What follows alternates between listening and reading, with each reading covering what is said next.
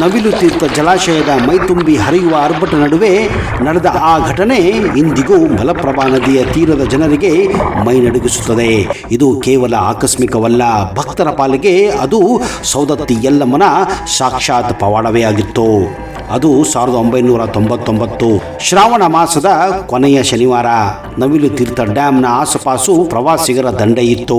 ಮಲಪ್ರಭಾ ನದಿ ತನ್ನ ಪೂರ್ಣ ಶಕ್ತಿಯೊಂದಿಗೆ ಹರಿಯುತ್ತಿತ್ತು. ಅಂಜಲಿ ಗೌಡ ಎಂಬ ತಾಯಿ ತನ್ನ 8 ವರ್ಷದ ಮಗ ಚಿನ್ಮಯನ ಕೈ ಹಿಡಿದು ನದಿಯ ದಂಡೆಯ ಮೇಲೆ ನಿಂತು ಪ್ರಕೃತಿಯ ಸೊಬಗನ್ನ ಸವಿಯುತ್ತಿದ್ದಳು.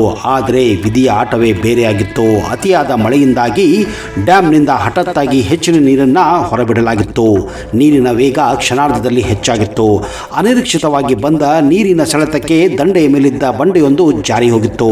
ತಾಯಿಯ ಕೈತಪ್ಪಿ ಪುಟ್ಟ ಮಗ ಚಿನ್ಮಯ ನೇರವಾಗಿ ಹಾಲಿನ ನೊರೆಯಂತೆ ಚಿಮ್ಮುತ್ತಿದ್ದ ಭೋರ್ಗರೆಯುವ ಪ್ರವಾಹಕ್ಕೆ ಬಿದ್ದೇ ಬಿಟ್ಟಿದ್ದ. ಚಿನ್ಮಯ್ ನನ್ನ ಮಗ ಯಾರಾದರೂ ಉಳಿಸಿ ಅಂತ ಅಂಜಲಿಯ ಆಕ್ರಂದನ ನದಿಯ ಘರ್ಜನೆಯಲ್ಲಿ ಮರೆಯಾಗಿ ಹೋಗಿತ್ತು. ಸುತ್ತಮುತ್ತಲಿದ್ದವರು ಓಡಿ ಬಂದರಾದರೂ ಆ ರಾಕ್ಷಸ ಗಾತ್ರದ ಅಲೆಗಳ ನಡುವೆ ನದಿಗೆ ಇಳಿಯುವ ಧೈರ್ಯ ಯಾರಿಗೂ ಕೂಡ ಇರಲಿಲ್ಲ. ಮಗು ನೀರಿನ ಮೇಲೆ ಕೆಳಗೆ ತೇಲುತ್ತಾ ಸುಳಿಯೊಂದರ ಕಡೆಗೆ ವೇಗವಾಗಿ ಸಾಗುತ್ತಿತ್ತು. ಸಾವಿನ ದವಡೆಯಲ್ಲಿದ್ದ ಮಗುವನ್ನ ನೋಡಿ ತಾಯಿ ಅಂಜಲಿ ಅಸಹಾಯಕಳಾಗಿ ಮಂಡಿ ಊರಿ ಕೂಗಿದ್ದಾಳೆ. ಅಮ್ಮ ಯಲ್ಲಮ್ಮ, ನಿನ್ನ ಉಡಿ ತುಂಬೋಕೆ ಬಂದಿದ್ದೆ ತಾಯಿ, ನನ್ನ ಮಗನನ್ನ ನೀನೇ ಉಳಿಸಬೇಕು, ಕಾಪಾಡಮ್ಮ ತಾಯಿ ಅಂತ ಯಲ್ಲಮ್ಮನನ್ನ ಬೇಡಿಕೊಂಡಿದ್ದಾಳೆ. ಮಗು ಈಗ ದೊಡ್ಡ ಸುಳಿಯ ಹತ್ತಿರ ಬಂದಿತ್ತು. ಇನ್ನೇನು ಮಗು ನೀರಿನ ಆಳಕ್ಕೆ ಹೋಗಿಯೇ ಬಿಟ್ಟಿತ್ತು ಎನ್ನುವಾಗ ಎಲ್ಲಿಂದಲೋ ಒಂದು ಬಂದಂತಹ ದೊಡ್ಡ ಮರದ ದಿಮ್ಮಿ ನೀರಿನ ವೇಗಕ್ಕೆ ವಿರುದ್ಧವಾಗಿ ತೇಲಿ ಬಂದಂತೆ ಮಗುವಿನ ಹತ್ತಿರ ನಿಂತಿತ್ತು. ಮಗು ಯಾವುದೋ ಶಕ್ತಿಯ ಪ್ರೇರಣೆಯಂತೆ ಆ ಮರವನ್ನ ಗಟ್ಟಿಯಾಗಿ ಅಪ್ಪಿಕೊಂಡಿತ್ತು. ಮಗು ನೀರಿನಲ್ಲಿ ಕೊಚ್ಚಿ ಹೋಗದಂತೆ ತನ್ನ ದಪ್ಪನೆಯ ದೇಹದಿಂದ ಬಂಡೆಯ ಮೇಲೆ ಮಗುವಿಗೆ ಒಂದು ಆಸರೆಯ ಗೋಡೆಯಂತೆ ನಿಂತಿತ್ತು. ಅದೇ ಸಮಯಕ್ಕೆ ಕೆಲವು ಸ್ಥಳೀಯ ಮೀನುಗಾರರು ಮತ್ತು ರಕ್ಷಣಾ ತಂಡದವರು ಜೀವದ ಹಂಗು ತೊರೆದು ಹಗ್ಗದ ಸಹಾಯದಿಂದ ಮಗುವಿನ ಬಳಿ ತಲುಪಿದ್ದಾರೆ. ಮಗುವನ್ನ ಸುರಕ್ಷಿತವಾಗಿ ದಡೆಗೆ ತರಲಾಗಿತ್ತು. ಅಚ್ಚರಿ ಏನೆಂದರೆ ಅಷ್ಟು ವೇಗದ ಪ್ರವಾಹದಲ್ಲಿ ಬಿದ್ದರೂ ಮಗುವಿನ ಮೈ ಮೇಲೆ ಒಂದು ಸಣ್ಣ ಗಾಯವೂ ಕೂಡ ಇರಲಿಲ್ಲ. ಮಗುವನ್ನ ಎದೆಗೆ ಅಪ್ಪಿಕೊಂಡ ಅಂಜಲಿ ಗೌಡ ದೂರದಲ್ಲಿದ್ದ ಸೌದತ್ತಿ ಗುಡ್ಡದ ಕಡೆಗೆ ಕೈ ಮುಗಿದಿದ್ದಳು.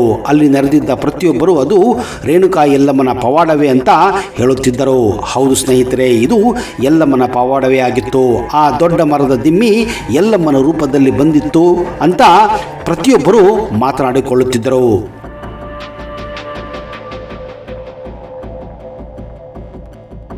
ಬೆಳಗಾವಿ ಜಿಲ್ಲೆಯ ಸೌದತ್ತಿ ಅಥವಾ ಸವದತ್ತಿ ಪುರಾಣ ಪ್ರಸಿದ್ಧ ಶಕ್ತಿ ದೇವತೆಯ ಕ್ಷೇತ್ರ. ಸೌಗಂಧವರ್ತಿ ಅಥವಾ ಸೌಗಂಧಿಕಾಪುರ ಎಂಬುವ ಪ್ರಾಚೀನ ಹೆಸರು ಇದಾಗಿತ್ತು. ಇದು ತಾಯಿ ರೇಣುಕಾ ಯಲ್ಲಮ್ಮ ಅಥವಾ ತಾಯಿ ಯಲ್ಲಮ್ಮನ ನೆಲವೀಡು. ಇಲ್ಲಿರುವ ಯಲ್ಲಮ್ಮನ ದೇವಸ್ಥಾನವನ್ನ ಸುಮಾರು 2000 ವರ್ಷಗಳಷ್ಟು ಹಿಂದೆಯೇ ನಿರ್ಮಿಸಲಾಗಿತ್ತು ಎನ್ನಲಾಗಿದೆ.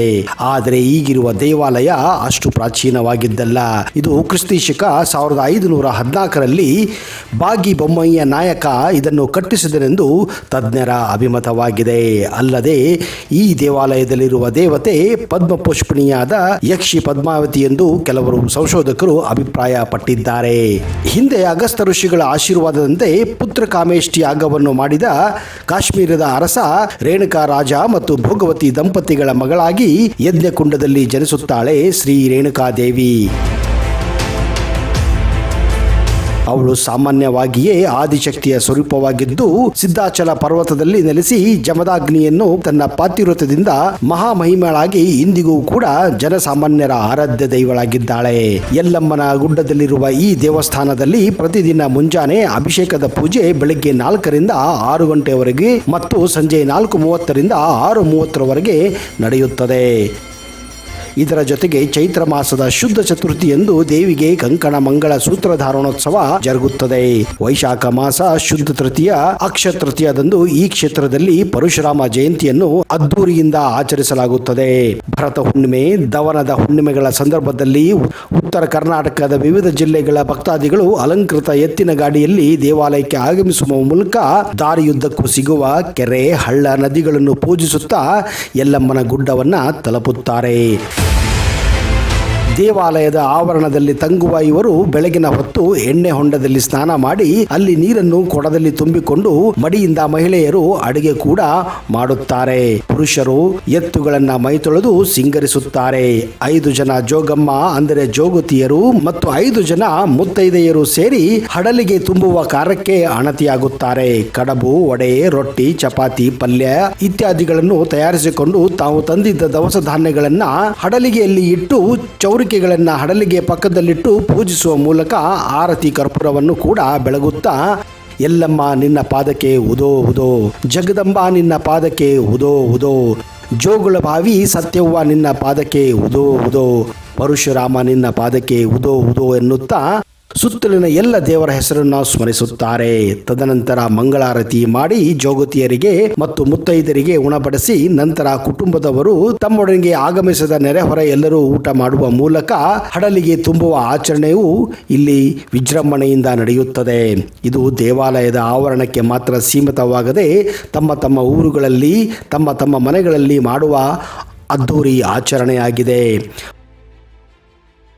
ಮನೆಯನ್ನು ಸಾರಣೆ ಮಾಡಿ ಸಿಂಗರಿಸಿ ಎಕ್ಕದ ಹೂವು, ಭತ್ತದ ಗೋಧಿ ತೆನೆ, ಜೋಳದ ತೆನೆ, ಕಡಲೆ ತೆನೆ, ಮಾವಿನ ಎಲೆಗಳಿಂದ ಮನೆ ಬಾಗಿಲಿಗೆ ತೋರಣ ಕಟ್ಟಿ ಮನೆಗೆ 5 ಜನ ಜೋಗಮ್ಮಂದಿರು ಮತ್ತು 5 ಜನ ಮುತ್ತೈದರನ್ನು ಆಮಂತ್ರಿಸಿ ಪೂಜೆ ಕಾರ್ಯ ನಡೆಸುವ ಮೂಲಕ ಮನೆ ಮನೆಗಳಲ್ಲಿ ಇಂದಿಗೂ ಈ ಸಂಪ್ರದಾಯ ಕರ್ನಾಟಕ, ಮಹಾರಾಷ್ಟ್ರ, ಗೋವಾ, ಆಂಧ್ರ ಪ್ರದೇಶದಲ್ಲಿ ಇಂದಿಗೂ ನಡೆಯುತ್ತದೆ.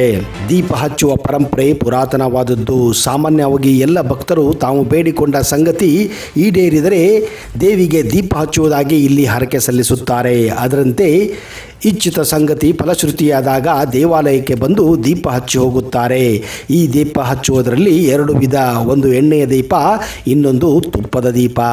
ಇನ್ನು ತಮ್ಮ ತಮ್ಮ ಮನೆಗಳಲ್ಲಿ ಆಕಳು ಮತ್ತು ಎಮ್ಮೆ ಕರು ಹಾಕಿದರೆ ಕೆಲವು ಜನ ಮೊದಲು 5 ದಿನ, ಇನ್ನು ಕೆಲವು ಜನ ಅವರು ಮೊದಲ 11 ದಿನಗಳಲ್ಲಿ ಗಿಣ್ಣದ ಹಾಲನ್ನು ತೆಗೆಸಿ ಅದರಿಂದ ಬೆಣ್ಣೆಯನ್ನು ತೆಗೆದು ತುಪ್ಪ ಮಾಡಿಕೊಂಡು ಮೀಸಲು ತುಪ್ಪವನ್ನು ಇಲ್ಲಿ ತಂದು ಹರಕೆ ಏರಿಸುತ್ತಾರೆ. ಅಷ್ಟು ದಿನಗಳವರೆಗೆ ಹಸು ಅಥವಾ ಎಮ್ಮೆ ಹಾಲನ್ನು ಮನೆಯ ಹೊರಗೆ ಕೊಡುವಂತಿಲ್ಲ. ಈ ರೀತಿ ತಯಾರಿಸಿದ ತುಪ್ಪವನ್ನು ದೇವಿಯ ಹೆಸರಿಗೆ ದೀಪ ಹಚ್ಚುವ ಮೂಲಕ ತಮ್ಮ ಮನೆಯ ಪರಂಪರೆಯನ್ನ ಮತ್ತು ಆಚರಣೆಯನ್ನ ಇಲ್ಲಿ ಪೂರ್ಣಗೊಳಿಸುತ್ತಾರೆ. ಹೊಸದಾಗಿ ವಾಹನ ಖರೀದಿಸಿದವರು ಅದನ್ನು ನೇರವಾಗಿ ದೇವಾಲಯದ ಆವರಣಕ್ಕೆ ತರುತ್ತಾರೆ. ಇಲ್ಲಿ ಪೂಜಾರಿಗಳನ್ನು ಸಂಪರ್ಕಿಸಿ ಅವರಿಂದ ಪೂಜೆ ಮಾಡಿಸಿ ಲಿಂಬೆಹಣ್ಣನ್ನು ದೇವಿಯ ಆಶೀರ್ವಾದ ರೂಪದಲ್ಲಿ ಪಡೆದು ಅದನ್ನು ವಾಹನಕ್ಕೆ ಕಟ್ಟಿಕೊಂಡು ತಮ್ಮ ಊರುಗಳಿಗೆ ಹೊರಡುತ್ತಾರೆ. ತಮಗೆ ಒದಗಿರುವ ಕಷ್ಟ ಪರಿಹರಿಸಿದರೆ ದೀಡ ನಮಸ್ಕಾರ ಅಥವಾ ಉರುಳು ಸೇವೆ ಮಾಡುವುದಾಗಿ ಹೊರಕೆ ಹೊತ್ತು ಭಕ್ತರು ದೀಡ ನಮಸ್ಕಾರವನ್ನು ಕೂಡ ಹಾಕುತ್ತಾರೆ. ನೆಲದ ಮೇಲೆ ಮಲಗಿ ಕೈ ಚಾಚಿ ಕೈಯಲ್ಲಿ ಒಂದು ದಂಟನ್ನು ಹಿಡಿದು ಅದರಿಂದ ಒಂದು ಗೆರೆ ಎಳೆದು ಆಮೇಲೆ ನಿಂತು ಆ ಗೆರೆ ಎಳೆಯ ಸ್ಥಳದಿಂದ ಮತ್ತೆ ಮಲಗಿ ಕೈ ಚಾಚಿ ಗೆರೆ ಎಳೆಯುತ್ತಾ ದೇವಾಲಯದವರೆಗೂ ಸಾಗಿ ಅಲ್ಲಿ 2, 5 ಹೀಗೆ ಸುತ್ತು ಪ್ರದಕ್ಷಿಣೆ ಹಾಕುವ ಮೂಲಕ ದೇವಾಲಯ ಪ್ರವೇಶಿಸಿ ದೇವಿಯ ದರ್ಶನ ಪಡೆದು ತಮ್ಮ ಹರಕೆಯನ್ನ ತೀರಿಸುವ ಪದ್ಧತಿ ಇಂದಿಗೂ ಇಲ್ಲಿ ರೂಢಿಯಲ್ಲಿದೆ. ಅಂದ ಹಾಗೆ ಯಲ್ಲಮ್ಮನ ಗುಡ್ಡ ಜಿಲ್ಲಾ ಕೇಂದ್ರವಾದ ಬೆಳಗಾವಿಯಿಂದ 93 ಕಿಲೋಮೀಟರ್ ದೂರದಲ್ಲಿದ್ದರೆ ಹುಬ್ಬಳ್ಳಿ ಧಾರವಾಡದಿಂದ ಸುಮಾರು 65 ಕಿಲೋಮೀಟರ್ ದೂರದಲ್ಲಿದೆ. ಹಾಗೆಯೇ ವಿಜಯಪುರದಿಂದ 170 ಕಿಲೋಮೀಟರ್ ದೂರದಲ್ಲಿದ್ದರೆ ರಾಜ್ಯದ ರಾಜಧಾನಿ ಬೆಂಗಳೂರಿನಿಂದ 487 ಕಿಲೋಮೀಟರ್ ದೂರದಲ್ಲಿದೆ. ವೀಕ್ಷಕರೇ, ನಿಮ್ಮಲ್ಲಿ ಯಾರಿಗಾದರೂ ಸಂತಾನ ಸಮಸ್ಯೆ, ವಿವಾಹ ಸಮಸ್ಯೆ ಇದ್ದರೆ ಈ ಪಂಡಿತರನ್ನ ಈಗಲೇ ಸಂಪರ್ಕಿಸಿ. ಪಂಡಿತ್ ವೈದ್ಯಮೋಡಿ ರಾಮಜ್ಜ, ಶ್ರೀ ಆಂಜನೇಯ ಸ್ವಾಮಿಯ ಆರಾಧಕರು, Indian famous astrologer. Get 100% solution to all your problems.